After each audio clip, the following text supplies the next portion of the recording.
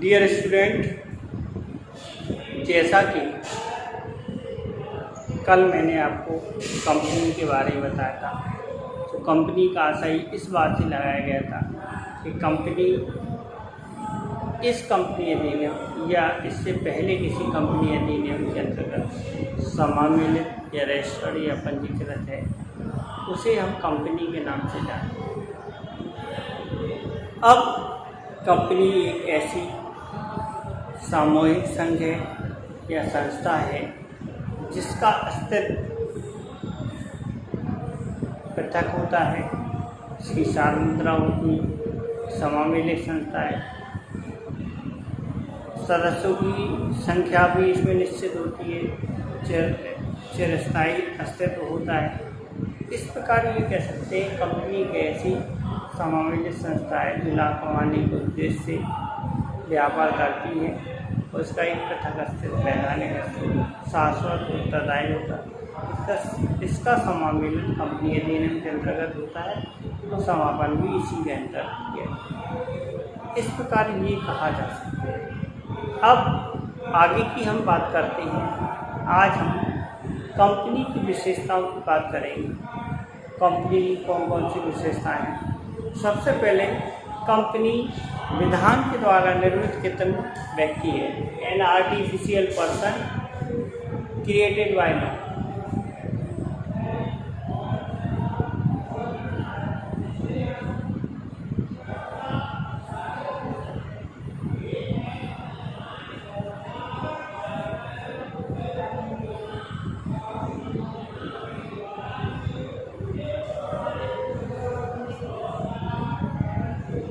Company है an artificial person created by law.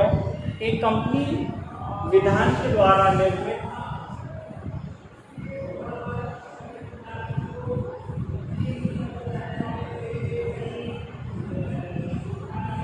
कृत्रिम व्यक्ति है।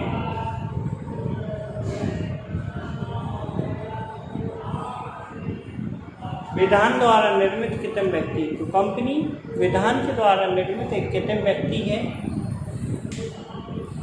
जिसका इनकॉर्पोरेशन या समामेलन कंपनी अधिनियम के अंतर्गत किया जाता है। सबसे पहले ये समझते हैं कृत्रिम का क्या होता है। कृत्रिम का मतलब होता है बनावटी, यानी ऐसा व्यक्ति जो बनावटी व्यक्ति है जो अपने नाम से संपत्ति को खरीद सकता है, संपत्ति को बेच सकता है। तो जितने भी कार्य होते संपत्ति को खरीदने बेचने का, वो कंपनी अधिनियम के अंतर्गत कंपनी अपने नाम से करती है। कोई किसी पर अभियोग चला सकती है, कोई कंपनी पर अभियोग चलाया जा सकता है। तो इस प्रकार से ये कहा जाता उसे एक पृथक व्यक्ति का यानी कृत्रिम व्यक्ति का दर्जा प्राप्त है। कंपनी अपने नाम से कोई भी संपत्ति खरीद सकती है, बेच सकती है अपने नाम से, लेकिन वो व्यक्ति नहीं होती। व्यक्ति में सारी चीज़ें होती है, मानव होता है, सोलर, लेकिन उसके जो काम करने वाले हैं मैनेजर, डायरेक्टर, उनके माध्यम से कंपनी के नाम से कोई भी कार्य किया जा सकता है। तो N artificial person created by law एक ऐसा व्यक्ति है जो जिसका निर्गमन विधान के द्वारा किया है। Separate legal existence,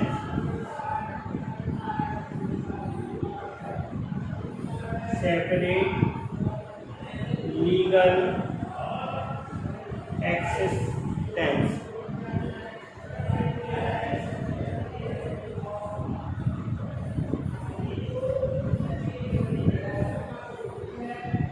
separate legal existence का मतलब पता नहीं।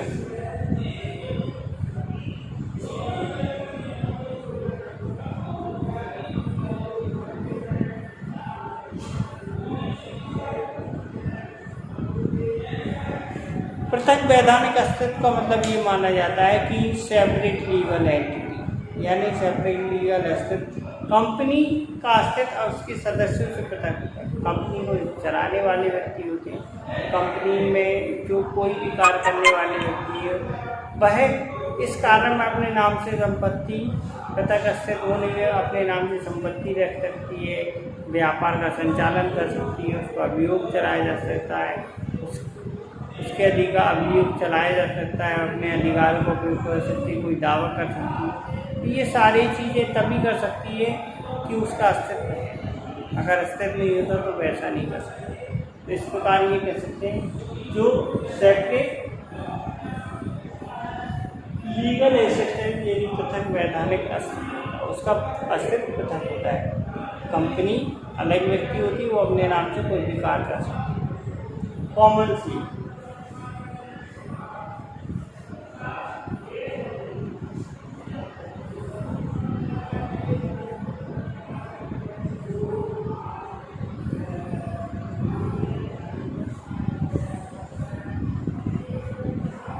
सारमुद्रा कंपनी की, हर एक कंपनी की एक सारमुद्रा कंपनी की सामूहिक अस्तित्व का प्रतीक है। इसके लग जाने पर ही कंपनी का उत्तरदायी ठहराया जाता है। मतलब किसी भी कागज़ या कॉन्ट्रैक्ट पर उसकी सारमुद्रा लगी रहती है और सारमुद्रा लगी रहने के बाद जो भी उसके डॉक्यूमेंट हैं उस पर सारमुद्रा लगी होने के बाद उसे कंपनी की सारमुद्रा का प्रयोग किया जा सकता है। और जब कंपनी की सारमुद्रा का प्रयोग किया जा सकता है तो ये माना जा सकता है कि ये कहा जा सकता है कि वो कार्य कंपनी के द्वारा संपन्न किया गया। जिस भी डॉक्यूमेंट पे कंपनी की सारमुद्रा लगी होगी उस डॉक्यूमेंट को ये माना जाएगा कि वह उस पर जो लिखा भी कार्य है, जिस काम की बात कही गई है, वो कंपनी के द्वारा संपन्न किया। अगर उसका मैनेजर या डायरेक्टर बिना कंपनी की सारमुद्रा लगाए कोई कार्य करता है तो उसके लिए वह स्वयं जिम्मेदार या स्वतंत्र है। तो कंपनी की सारमुद्रा इस बात का प्रतीक है कि कोई भी कार्य किया जा रहा है वो कंपनी के द्वारा संपन्न किया जाए।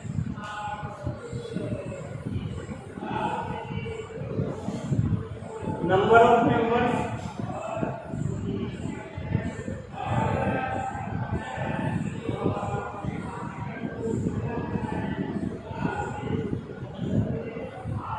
सदस्यों की संख्या,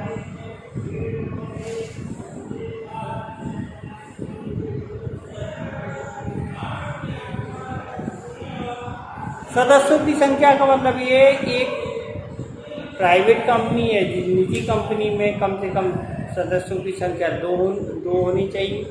लेकिन यदि हम कोई सार्वजनिक कंपनी बनाते हैं तो सार्वजनिक कंपनी में कम से न्यूनतम संख्या 2, अधिकतम संख्या की कोई सीमा नहीं है। लेकिन अगर निजी कंपनी बनाते हैं तो निजी कंपनी में न्यूनतम संख्या 2, अधिकतम संख्या 200। इस प्रकार ये कह सकते हैं कि हमारी इनकी सदस्यों की संख्या। उसके बाद आता है स्थायी अस्तित्व, परपेचुअल एक्सिस्टेंस।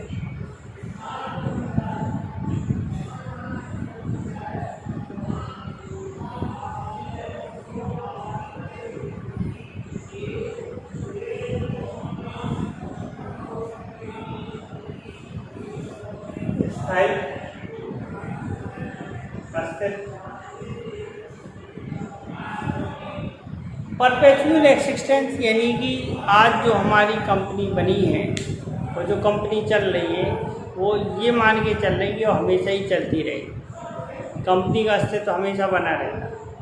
कंपनी को कोई परमाणु बम, एटम बम, हाइड्रोजन बम समाप्त नहीं कर सकता, क्योंकि कंपनी का निर्गमन विधान के द्वारा होता है और इसका समापन भी विधान के द्वारा संपन्न। तो कंपनी एक क्या है? स्थायी अस्तित्व, perpetual suggestion. Limited liability,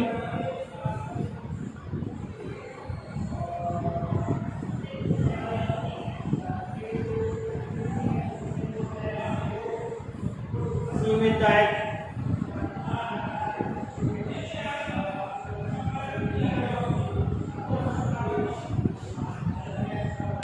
company का दायित्व सीमित होता है। लिमिटेड लायबिलिटी यानी कंपनी के सदस्यों का दायित्व उसके द्वारा लिए गए अंशों तक या लिमिटेड बाय लायबिलिटी या उनके जो भी उनकी दायित्व निश्चित हुआ है लिमिटेड बाय लायबिलिटी है तो उस दायित्व तक ही निश्चित होता है। तो ये माना जाता है कंपनी का दायित्व, कंपनी के सदस्यों का दायित्व उसके द्वारा ली गई अंश की पूंजी की राशि तक ही, अगर कोई अदत्त राशि है तो उस राशि तक ही सीमित रहता है। तो कंपनी के सदस्यों तक का दायित्व कैसा रहता है? सीमित रहता है।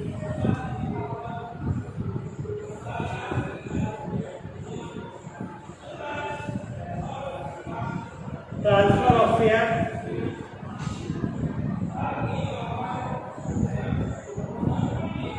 अंशों का हस्तांतरण,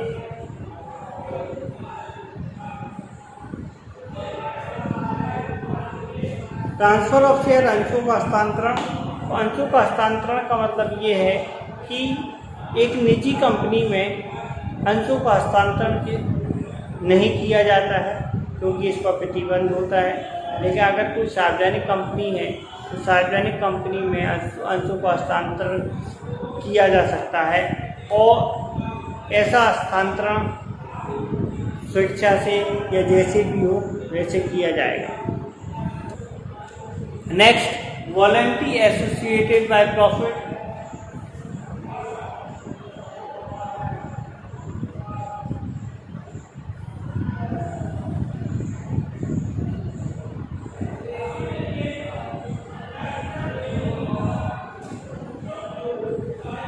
वॉलंटरी एसोसिएटेड बाय प्रॉफिट लाभ के लिए ऐच्छिक संगठन।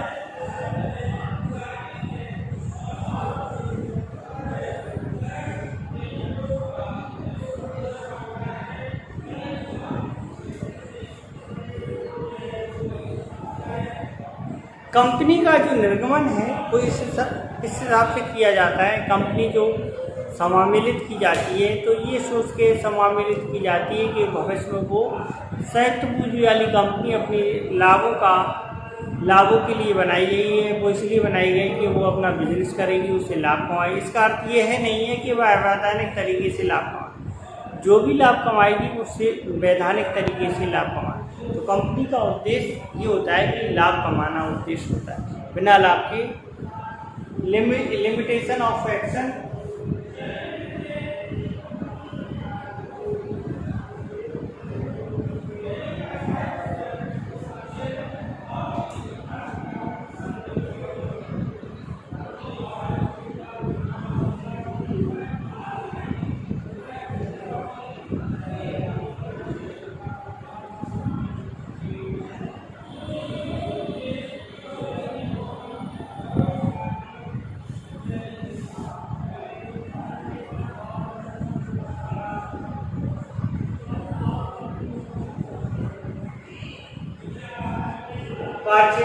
Limitation of action. कंपनी के द्वारा जो भी कार्य संपन्न किए जाते हैं उनकी रूपरेखा निश्चित होती है, उनका कार्यक्षेत्र निश्चित होती है। उस कार्यक्षेत्र के बाहर कोई भी कंपनी अपने काम नहीं कर सकती है। उसकी रूपरेखा तैयार पार्षद सीमा नियम, पार्षद अंतर नियम के अनुसार यानी कंपनी अधिनियम के अनुसार उसके कार्यक्षेत्र निश्चित होते हैं। वह अपने कार्यक्षेत्रों के बाहर कोई कार्य नहीं कर सकती है।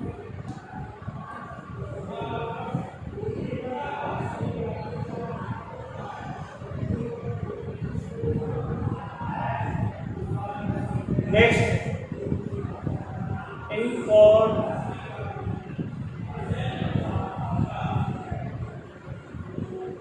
Incorporation of firm.